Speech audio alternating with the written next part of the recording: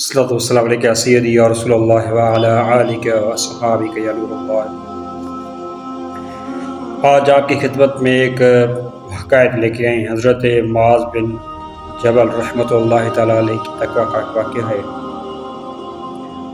حضرت معاذ بن جبل رحمۃ اللہ تعالیٰ علیہ ایک بڑے بزرگ ہو کے گزرے ہیں۔ ان کی تقویٰ کی کیا بات ہے۔ وہ کوشش کرتا تھا کہ اپنی اولاد کے لیے حلال روزی کمائی جائے۔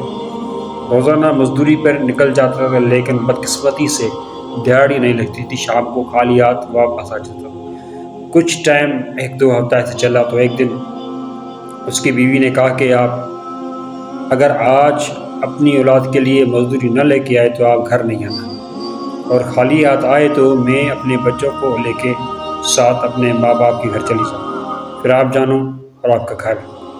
تو حضرت معاذ بن جبل رحمۃ اللہ تعالیٰ علیہ سارا دن فجر کی نماز پڑھ کے سارا دن اپنی مزدوری کے پیچھے لگا، لیکن کہیں پہ بھی مزدوری نہ لگی اور نہ ملی۔ تو اس نے سوچا بھی کہ دنیاوی کوشش تو کر لی لیکن مزدوری نہیں ملی، کیوں نہیں اللہ کی مزدوری کی جائے، شاید وہاں سے کچھ مل جائے۔ سمندر کے کنارے ریت پر آ کر آپ نے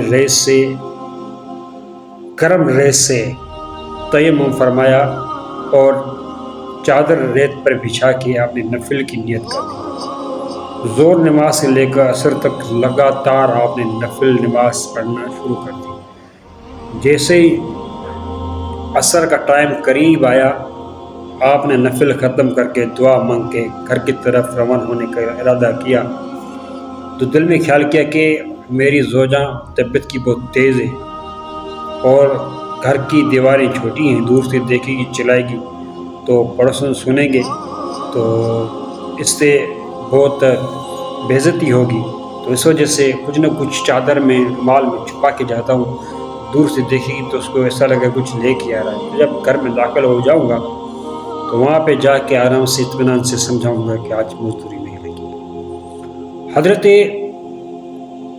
معاذ بن جبل رحمۃ اللہ تعالیٰ علیہ نے اس کپڑے کے اندر کچھ ریت ڈال کر اپنے کندھے پہ رکھ کر گھر کی طرف، جب گھر پہنچے دروازہ کھٹکھٹایا تو آواز نہیں آئی۔ اندر داخل ہوئے تو زوجہ نظر نہیں آئی۔ آواز دی، بہت دیر کے بعد آواز آئی کہ آپ ہاتھ منہ دھو کر چارپائی پہ بیٹھ جائیں تو میں آپ کے لیے روٹی لگاؤں۔ حضرت معاذ بن جبل رحمۃ اللہ تعالیٰ علیہ پریشان ہوئے کہ یہ کیا ماجرا ہے، ہمارے گھر میں تو فاقے چل رہے ہیں، کچھ دنوں سے کچھ کھانے کے لیے کوئی چیز میسر نہیں، آج ایسا کیا ہوا ہے کہ گھر میں اتنی روٹی آٹا اور سالن وغیرہ کہاں سے آئے؟ تو بہت پریشان تھے۔ میری زوجہ کا اخلاق اور اس کی سیرت چاند سے جیسی خوبصورت ہے، وہ بچے تو نہیں، لیکن پتہ نہیں یہ کیسا ماجرا ہے، چلو ٹھیک ہے۔